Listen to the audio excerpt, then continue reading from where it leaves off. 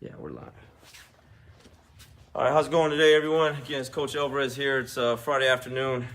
Just finished up an awesome training session. Had a student that's Miss Karmen here dropped in on us today. She's actually moved away to Denton. She's going to school up there at TW. So we're really happy to see her. Really happy that she dropped in. And we got that last roll in, and after the last roll, we got to talking a little bit. And then she just kind of just brought up how Jiu Jitsu has helped her with some discipline and some mental toughness. And I asked her to share some of her story with you guys, because I think it's really important to understand how much Jiu Jitsu can help you, not only just like self-defense wise, but in other aspects of your life and stuff like that. So Ms. Karmen, thank you for joining us today. So, we're getting ready to finish up class here, and then you just kind of talked about, well, first off, let's tell everyone how long you've been training. Like 7 years, I think. 7 years, 6, yeah. 7. So I asked her, I was like, what keeps you coming back? Because she's got other goals. She's going to school. She's a full-time student, right? Like a lot of other stuff going on, and then you're still finding time to train and still making that effort to stay on the mat and not let it go. So what keeps you on the mat? Why not just say, it's been 7 years. I did 7 years of it, off and on, and it's been great. Got some benefits out of it, and let's just be done with it. Why not stop? What keeps you going? I feel like if I give up in jiu-jitsu, then I'm giving up in other aspects of life too. Like if I give up jiu-jitsu, like why don't I just quit school? Why don't I quit working hard? Like I feel like giving up is like a transferable skill. Like if you quit this, then you're gonna quit that, and then you're gonna quit something else, and you're never gonna reach your end goal of what you want to accomplish. So that's huge. That's huge. That's just something that I honestly feel like other sports and other things just don't give you.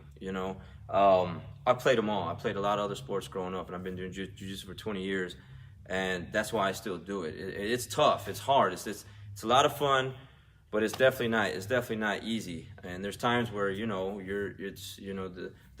phrase is sometimes you're the hammer, sometimes you're the nail, and then sometimes you're the board. Man, you're just getting beat down. But through that process, you become more mentally tough, and you kind of related that to school. Like you said, there's just times where you didn't want to go to school or go to work, or you got to study, you got a big exam coming up, but that mental toughness comes in, and you do what? You just study. It's like preparing for a competition. Like you train hard for a competition. Like that's the same thing as a test. Like an exam is the same thing. Like you study for the test. Same thing you do for jiu-jitsu. You prepare for a competition. Process. That's good stuff. So share with us, because you said you did track, right? You're an athlete, for a little bit. She said she's a natural runner.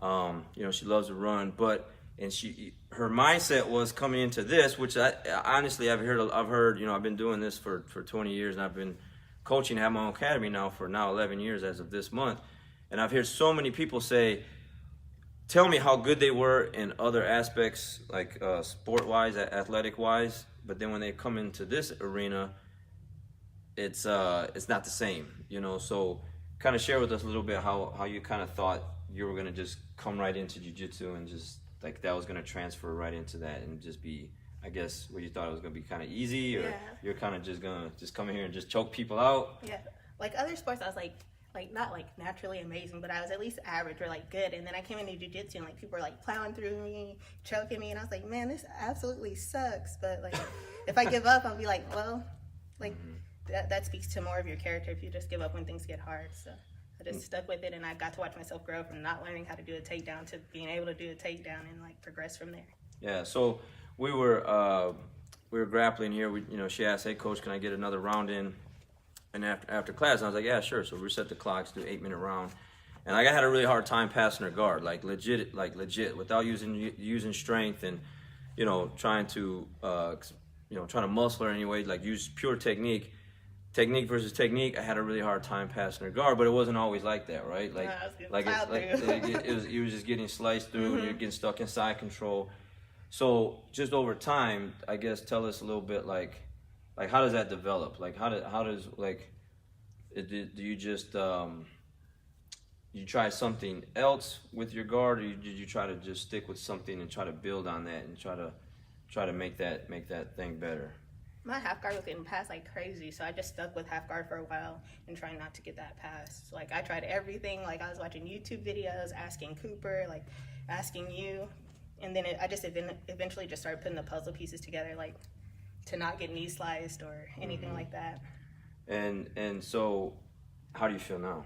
Better, a lot better. Feel better? I used to feel defeated, like, man, like I've been training half guard for like 2 years and I'm still getting like knee sliced and lassoed and like leg laced and all that. Yeah, I think you played like some X guard stuff, one leg X, you know.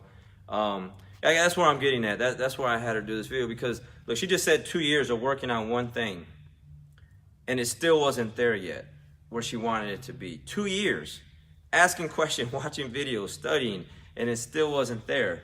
But then you kept going, and then now it's really good. Like hey, it's legit. So it just goes to show you, like through the process of doing this, of doing jiu-jitsu, putting yourself in an atmosphere like this, it will help you with those other aspects, especially mentally. I think that's what would you say, like mental toughness, like this definitely helps build that, right? It will break you down, but then you know, through the process build you back up, right? Like literally, like break you all the way down. Like she says, good in one area, and then think you're gonna come into this and just be good like that. And for some people, it does happen that way. You know, life isn't fair, right? Like some people, you know, they don't even eat right and they got abs. You know what I'm saying? I mean, you know, they're just gifted and they have certain talents that most of us don't have. But for the average person going through what we go through in here, it will build that kind of that mental toughness to where after 2 years, man, most people after a couple months will give up on something like that. But 2 years, you know. So you kind of mentioned something like you kind of put it where it connects to life, where you said, well, you know, I've been, you know, broke, hungry before, and like just kind of go back what you just said with that, like how, and then you're like, well, I was a white belt before, now you're a pro belt, you know.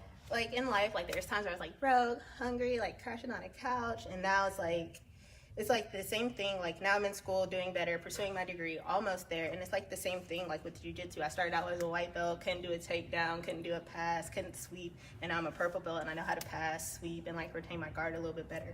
So it's just like transferable, I guess. The harder you work, the more it pays off in the end. So you also said, like we were just saying before we got the camera rolling, that sometimes people will put their limitations on you, correct? Because it's like, well, why keep going? So I asked her, I was like, why are you still doing this? You know, it's like 7 years in, you know, it's like, and most people will quit. And I told her a long time ago, I messaged her one time, I was like, you deserve to be black belt. Like you deserve, like you've come this far. Like I've seen, you know, tears of joy, tears of, you know, sadness and everything else. And it's like it's kind of like, you know, one of the guys I listen to, Eric Thomas, is like, if you're gonna, you know, you're already in pain, get a reward from it, right? So you kind of use that with school. Like you said, people say things like, man, you've been going to school for a long time, like why not just throw in the towel, right? But no, that's not the case. Like you're gonna finish it out, right? How much longer do you have? That's a year and a half. A year and a half. So it's been for like 7 years. So for like 7 years. So where most people have been like, forget it, right? But you're like, other people have they tried to put their limitations on you? Yeah, before? Like, you should just quit. You can find a good paying job without a degree. You've been going to school forever. Like, why do you keep going? And I'll be like, if I put all this work in, I've taken all these classes and worked this hard to get this far, like working and going to school and training. Like, if I give up now, what do I have to show for it? It'd be like, yeah, I went to school, but it would be no point. There's no degree. Yeah. There's nothing to put on the wall, or in a sense of accomplishment, you know. And the same thing with the black belt, right? Like you've gone through all this stuff. You know, I've seen her put so much time and effort in, and to see her continue and drop in today, everyone was really happy. Hey, Karmen, you know, like gets super excited.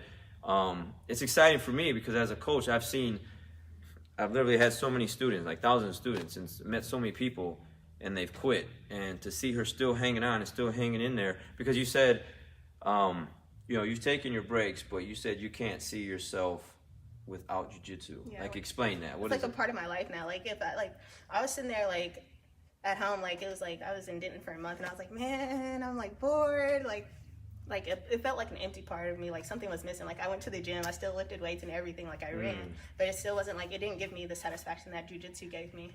Like it's just a part of me now. It's just a part of you, yeah. So I think for those that that have never done jiu-jitsu yet, you'll never understand what we're talking about. But once you do it, I mean, if you have it in you, because like I said, I've met a lot of people that quit because it is tough. They can't mentally handle someone else imposing their will on you. But that's life. That's other people.